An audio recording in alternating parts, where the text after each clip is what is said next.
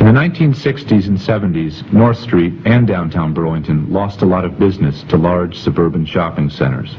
Owning a car wasn't a luxury anymore, so going a few miles to shop was no longer an inconvenience.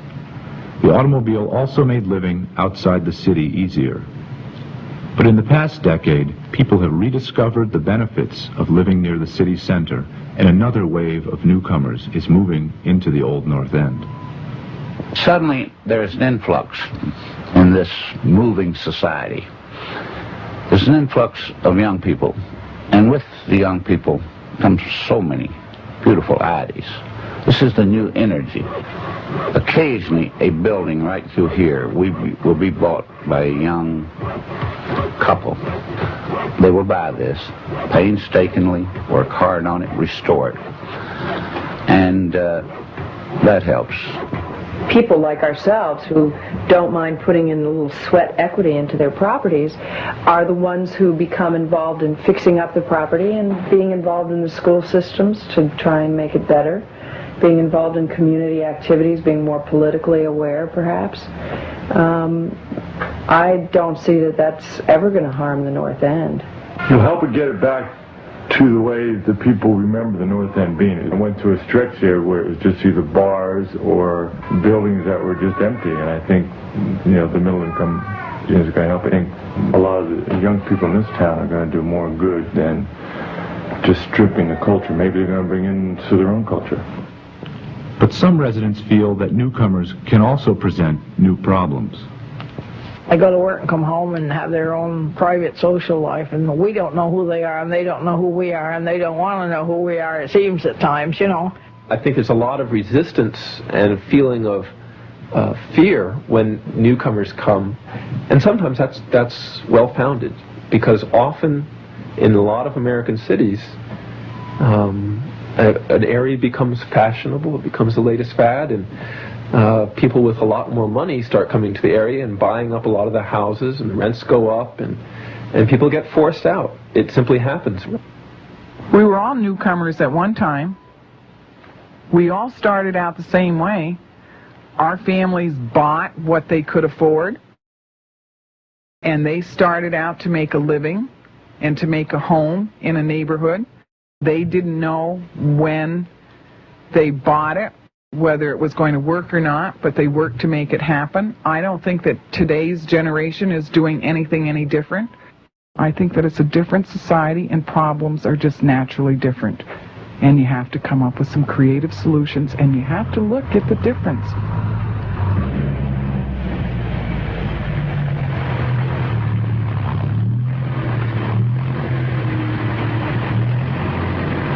For the past 20 years, Burlington has been growing rapidly. While the Old North End is still a neighborhood of small 19th century houses, right next door is a booming downtown of high-rises, fashionable shops, and restaurants. And just a few steps away is the waterfront, where hotels, condominiums, and a marina are planned. I think people are definitely aware that things are happening, that there's a change in interest. One of the dangers that I see that exists is with the coming waterfront development. The Old North End is very close to the waterfront. It's going to be a very desirable place to be located. Very convenient to downtown, convenient to the waterfront. It is the central location. The waterfront is going to have a major impact on this entire city. You don't plunk 100, say 20 million. You don't plunk $10 million into a spot right around the bend and not have some effect. I think the majority of it will be positive. It will allow the economic base to improve. That will then in turn improve the buildings, the aesthetics, the visual elements of the neighborhoods.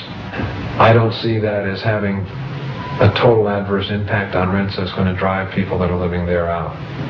I'm real concerned about what's going to happen to property values. I've heard attitudes by bankers saying that, what we really need to do is level those old houses and build new expensive houses.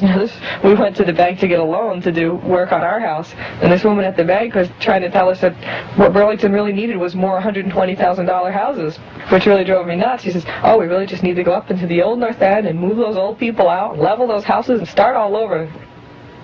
A redeveloped waterfront will affect the Old North End's future, but other development pressures from Burlington's expanding downtown are already changing the neighborhood. Many houses near downtown have been converted into offices. I think if they want an office, they should get it in a commercial area, because there's plenty of other spaces than to take homes and split them up the way they do into offices. And I think it takes away from the neighborhood or the area, and you kind of feel separated. Because I don't think you can stay as close as you could if it were just neighborhood, with just families. Burlington's housing shortage is also changing the area. Single-family homes have been divided into apartments, and new apartments and condominiums fill many backyards. While these backyard developments provide much-needed housing, some residents worry about how they will affect the character of the neighborhood. I think it crept up. People didn't pay attention until now. I mean, it's been going on for 5 years, and all of a sudden everyone goes, wait a minute, how come you walk by the street, there's 5 condos behind this house, and you go by 2 more houses, and the next one has 3, and you don't notice until you start looking down the driveways, and you think, wow, where'd those come from? So now people are starting to say, we don't want any more. Make some housing, affordable housing, and let's cut out with the condos in the neighborhoods now. Well, it's either that or go up, and I'd much rather see it in the backyard than going up. Believe me, I think the joy of the sky should be retained. You've got to have more housing. There are more people in the world.